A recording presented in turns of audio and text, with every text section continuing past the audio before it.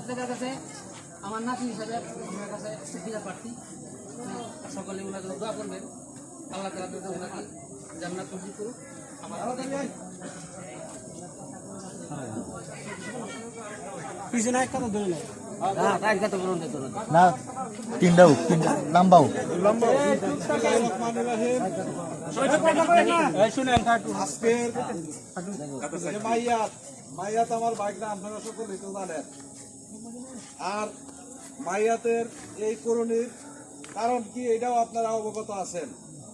সত্যের পথে প্রতিবাদ করতে যায় তার জীবন দিতে হয়েছে। এই প্রতিবাদের কি আমরা এই বিচার চাই না? অবশ্যই এই বিচার যতক্ষণ এই মাটিত না হয় আর এই মাটিত ওদের স্থায়ী দেওয়া হবে না। আমরা সাথে থাকবো যে কারণে আমার বাইক না জীবন দিতে হয়েছে। এই ব্যবসা এই মাটির মধ্যে আর করতে দেওয়া যাবে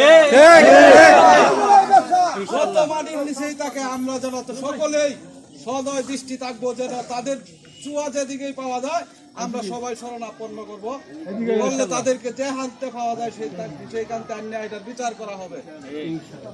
আপনারা সকলে আমার বাইকার জন্য দোয়া করবেন।